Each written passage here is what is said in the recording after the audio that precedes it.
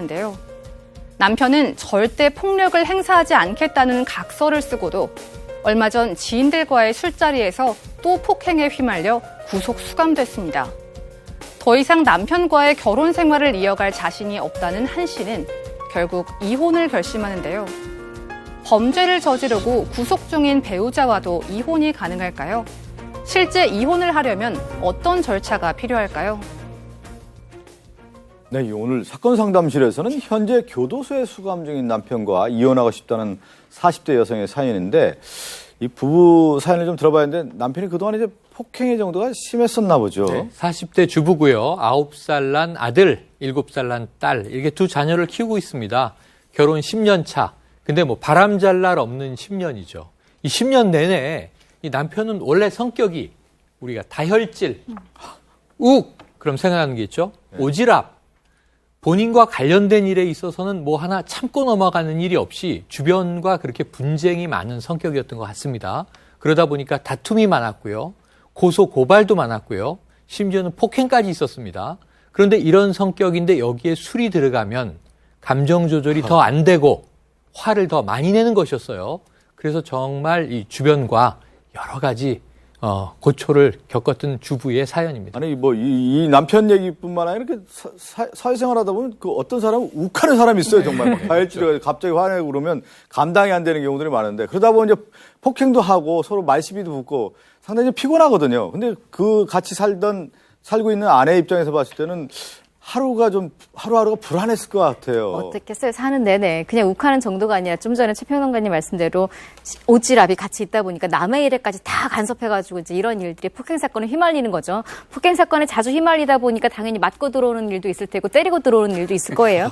맞고 들어올 때는 병원에 가거나 병원 신세를 지거나 뭐 직장 가는데 문제가 생길 수도 있고, 또 누군가를 때리는 경우에는 또 합의금을 줘야 되는 상황이고, 뒤처리는 다 아내의 몫입니다. 병간호도 아내가 해야 되고 합의금도 같이 또 마련해야 되는 입장이다 보니까, 그래서 아내도 사실 처음부터 이런 일이 벌어질 때 이혼 고민을 조금 했었는데 이제 아이들이 있다 보니까 이혼은 그냥 참고 넘기자 이렇게 했었습니다.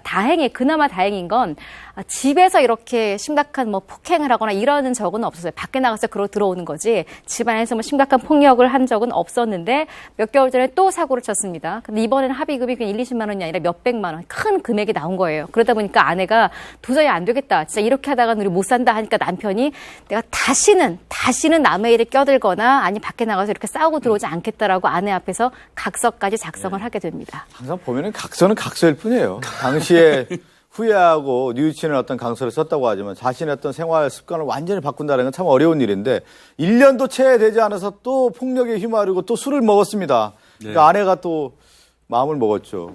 근데 각서까지 써가면서까지 살 정도 되면 정말 문제 있거든요, 이건. 여기 보니까 다혈질, 욱하는 성격, 오지랖, 이거 3개 저도 전부 다 갖고 있어요. 근데 저는 술 마시고는 절대 남하고 다투지 않거든요. 그러니까 이 사람은 술을 잘못 배운 것 같은 생각은 들긴 합니다만, 여하간 이 사람이 술을 굉장히 좋아하는 것 같아요. 술을 엄청나게 좋아하는데, 이제 아마 각서 쓰고 1년 정도 돼가지고 또 역시 나가서 술 마시다가 옆 테이블에 앉은 사람들하고 시비가 붙은 것 같아요. 그런데 이제 또 본인이 앞장서서 또 계산장구처럼 나섰겠죠. 거기서 이제 상대방을 때렸는데 하필이면 비골골절이에요. 코뼈 골절이면 적어도 4주 이상이 중상입니다. 그런 가중한 상해를 가했고요. 아마 아내 되시는 분이 상당히 합의하려고 노력을 했음에도 불구하고 합의가 안 된 것 같습니다.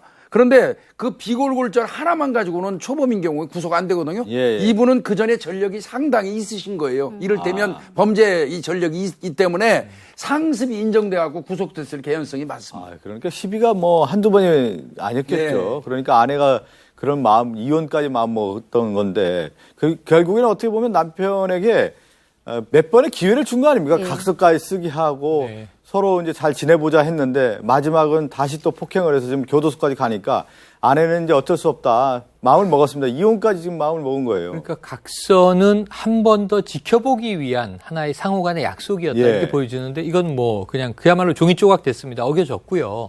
10년 동안 이 부인은 하루도 마음 편히 아마 남편의 귀가를 기다린 날이 없었을 거예요. 얼마나 노심초사했겠습니까? 그래서 결국은 제 생각엔 이 부인은 마음을 다 내려놓게 된 것 같습니다. 남편에 대한 기대를 접게 된 거고, 결정적인 게 뭐냐면 직접 자신이나 아이들을 폭행한 적은 없어요. 가폭에 해당되지는 않는데 최근에 술을 먹고 집안에 집기를 부순 적은 있습니다. 상당히 아이들도 무서워했고 본인도 무서웠고. 그래서 이렇게 남편의 증상이 가라앉기는커녕 점점 격해지다 보면 언젠가는 나와 우리 아이들도 위험해지지 않겠는가 이 생각을 하면 굉장히 두려워지는 거죠.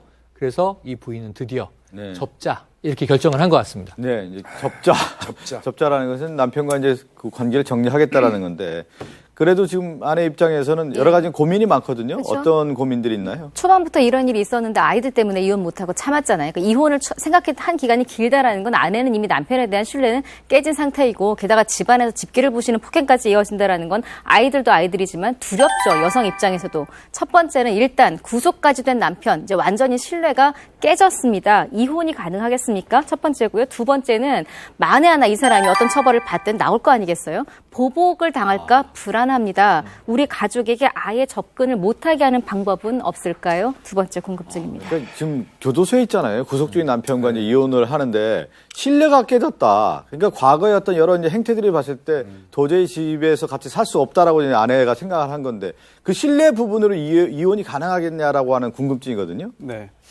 우선 양쪽 말을 다 들어봐야 되는 게 우선이에요. 하지만 지금 우리가 알고 있는 거는 이제 한쪽의 이야기이기 때문에 일단 그 부분에 집중을 해서 검토를 해야겠습니다. 그리고 그 다음 단계로 중요한 게 정도거든요. 과연 어느 정도냐. 이거는 정말 굉장히 판단하기 어려운 문제입니다. 그런데 일단 이 이혼이라는 게 혼자 하고 싶다고 해서 다 할 수 있는 건 아니에요. 상대방이 동의를 해주면 절차 진행 가능합니다. 만약 상대방이 거기에 동의하지 않는다면 뭐 재판상 이혼 소송을 통해야 되는데 이때는 법이 정하고 있는 이혼 사유가 존재해야 되고요.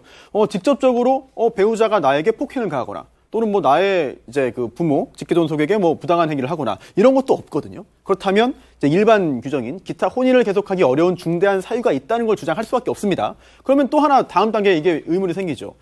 혼인을 계속하기 어려운 중대한 사유라는 게 도대체 뭐냐? 여기에 대해서 대법원이 이렇게 풀어서 설명을 하고 있어요.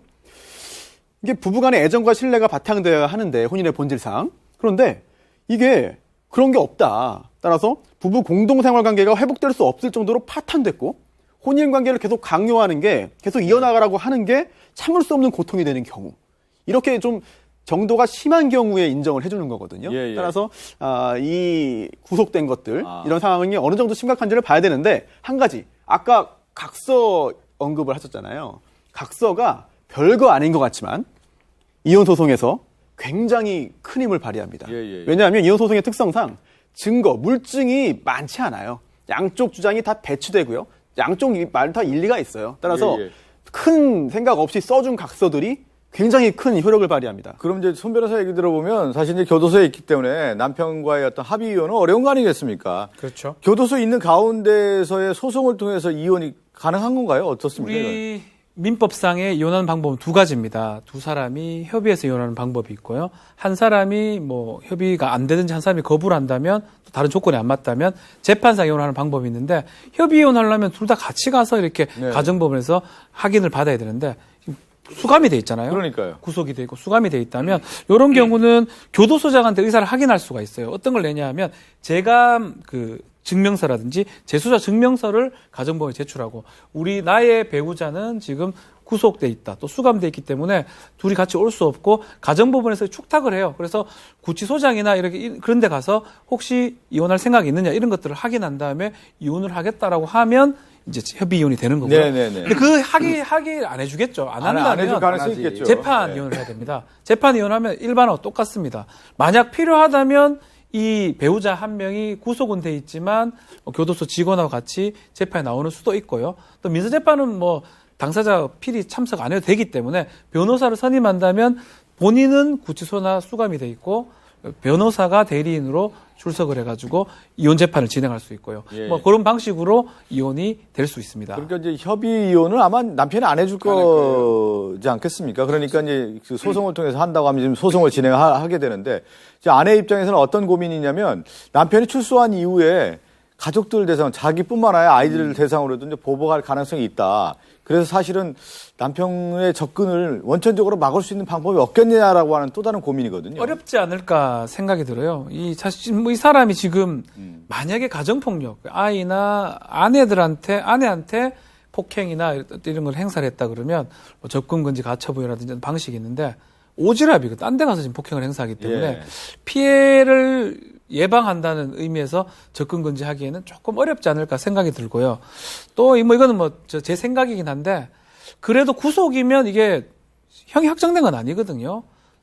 기다렸다가 뭐 이혼을 진행하는 게 그래도 바람직하지 않을까 네네. 뭐 이런 상황이라면 만약에 구금이 오래돼 있다고 해가지고 어쩔 수 없는 상황이 모르겠지만 4주 정도 상해고 이러면 구속되고 뭐 집행유예로 풀려날 가능성이 있기 때문에 또 그런 생각도 좀 듭니다. 그런데 원칙적으로 집에 와서 아이들이 보는 앞에서 집기류를 부수고 하는 행위는 위협적이죠. 명백히 가정폭력에 해당이 되거든요. 예, 예. 그 부분을 좀 심도 있게 살리면 가능하지 않습니까? 그렇죠. 그런 부분들을 입증하고 소명을 해낸다 그러면 접근 금지가 뭐 전혀 불가능한 건 아닌데 뭐 일단은 뭐 제가 지금 말씀드리는 거는